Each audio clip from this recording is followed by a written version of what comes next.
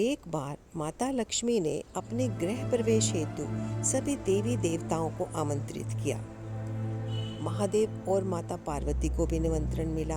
आयोजन बहुत ही भव्य था और होता भी क्यों ना, आखिर लक्ष्मी जी का गृह प्रवेश था। सभी देवतागण अति प्रसन्न और आनंदित थे। आदर सत्कार, किसी चीज की कोई कमी नहीं थी। लेकिन देवी पार्वती का मन उदास था और कहीं और था।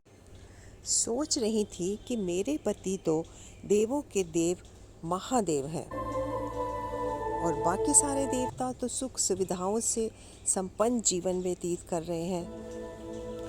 काश हमारे पास भी ऐसा अति उत्तम और भव्य भवन होता। ऐसा सोचते सोचते कब वो कैलाश पर्वत पर पहुंच गई, उन्हें पता ही नहीं चला और महादेव उनके सामने थे। महादेव ने उनकी उदासी का कारण पूछा तो हट करके बोली कि आपको भी ऐसे ही महलों में रहना चाहिए। और माता पार्वती ने जिद पकड़ी कि अब तो ऐसा महल चाहिए जो तीनों लोकों में कहीं ना हो।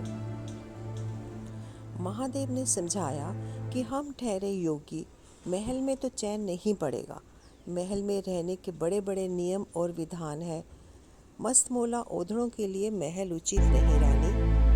लेकिन देवी पार्वती का तर्क भी तर्क संगत था कि देव यदि महलों में रहते हैं तो देवों के देव महादेव शमशान में और बर्फ की चट्टानों पर क्यों? आखिर महादेव को झुकना पड़ा। उन्होंने विश्वकर्मा जी को बुलाया और उन्हें ऐसा महल बनाने को कहा जिसकी सुंदरता का कोई सानी ना हो,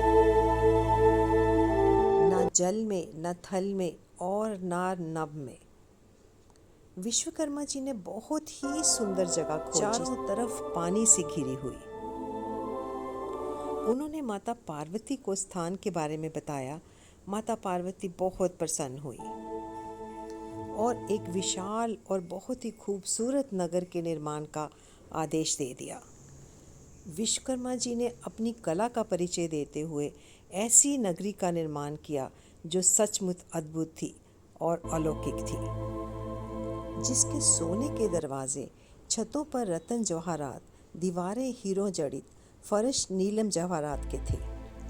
माता पार्वती ने अति प्रसन्न होकर सब देवी देवताओं को आमंत्रित किया और हर किसी के मुख पर इस अद्भुत और अलौकिक नगरी की ही प्रशंसा थी।